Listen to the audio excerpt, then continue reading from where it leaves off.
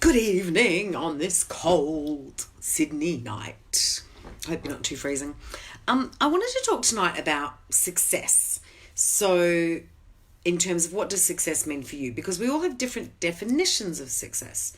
If you Google it in any of the dictionaries, you'll get things like success is the accomplishment of an aim or a purpose, or the attainment of fame, wealth, or social status.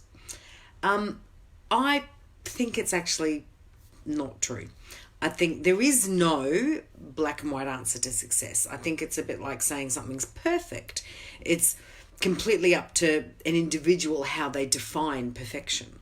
In Botticelli's era, the idea of a perfect woman was completely different to the idea of a perfect female in the 70s, for example. So I think success is like that. It's deemed different for every generation and for every person.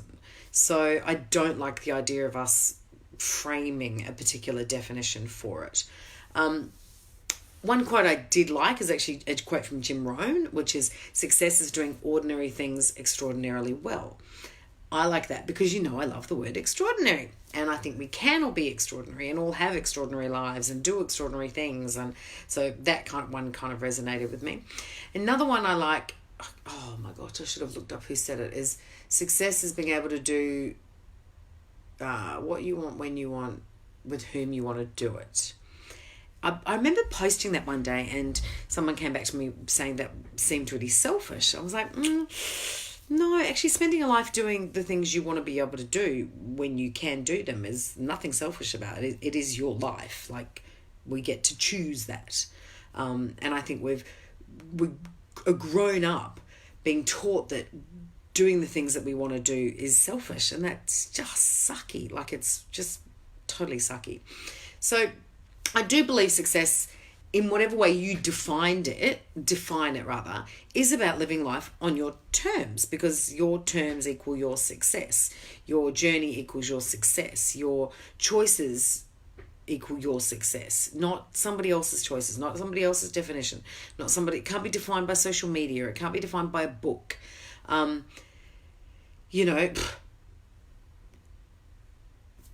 Kardashian may feel like she is the most successful person on the planet, okay?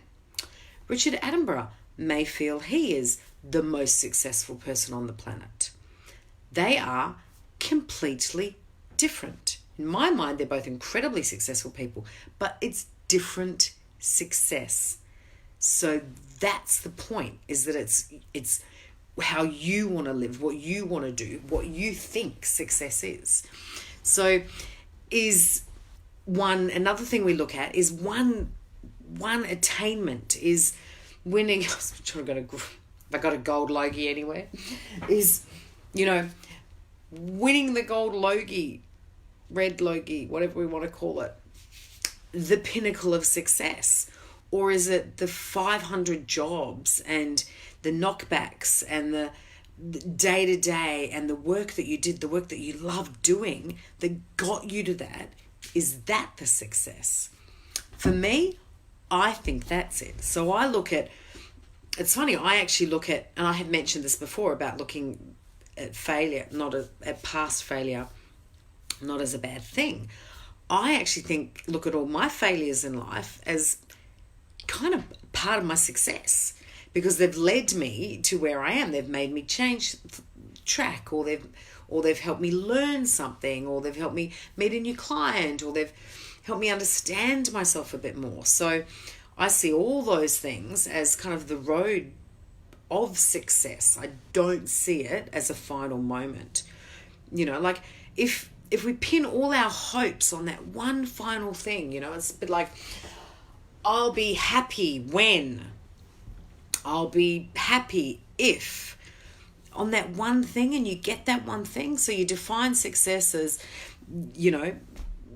getting that job. You'll wake up the day you become a QC and you'll be, that's it, I am a success. And you do the job and you hate it. That's not a great success story. So you can't pin success on a point, on an end point, on an end game, because what happens if it doesn't work? What happens if you get there and you don't like it? So success has to be based on doing things that bring you joy and fulfillment in all of the different areas of your life. And especially in a work scenario, success is very different. Some people are absolute workaholics and they love that. To them, success is working from 8 a.m. to 8 p.m. They love being go and all that other kind of thing. For other people, they go by the Tim Ferriss rule of life, and to them their idea of success is a 4-hour work week. I don't know how I'd fill my time if I just did a 4-hour work week, although I know it's not completely literal. So that's not my jam. I like being busy, but not workaholic busy. So, and the other one is that I want to talk about with success is internal success versus external success.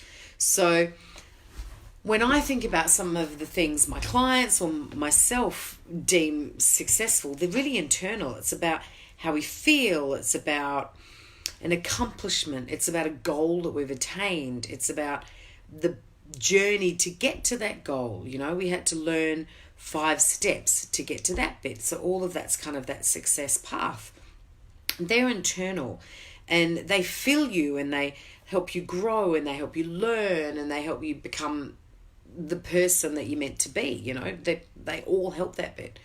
Whereas if you have an external success marker, like $500,000 in the bank, or a wedding with 200 people, or you'll be successful when your child graduates with honours at university. Those external success markers aren't going to bring you joy. It might be a fleeting kind of, oh, we did it, but then it's gone because you weren't marking your success on all the stuff that went on with it. So be really careful of that.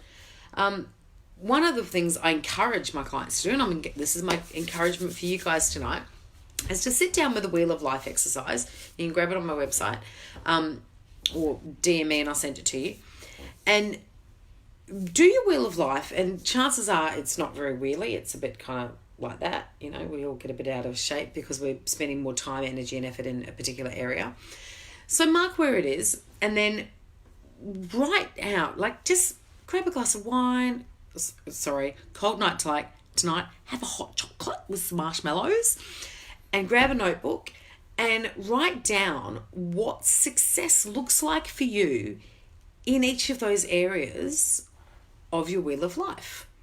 And once you've written down what you think success looks like in those areas, write out 2 or 3 things that you could need to do, that you need to start doing.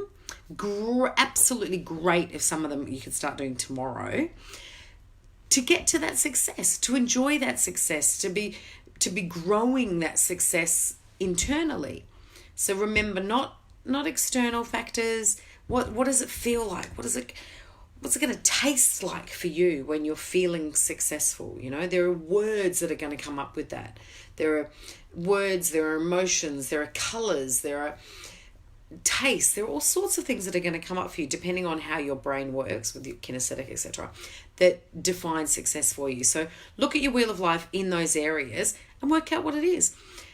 Don't pay attention to what other people tell you success is, because that's their success, not your success. And if you try and follow their success, you cactus before you start it. Okay? So grab your Wheel of Life, work out what success means for you in all of the areas, and have fun. And I will see you tomorrow. And don't forget, tomorrow I'm actually going to start these in the morning. Sometime in the morning. People pop on all day to see them, but I will be recording them in the morning, bright and sparky, instead of as I get my evening drearies on. And I'll talk to you soon.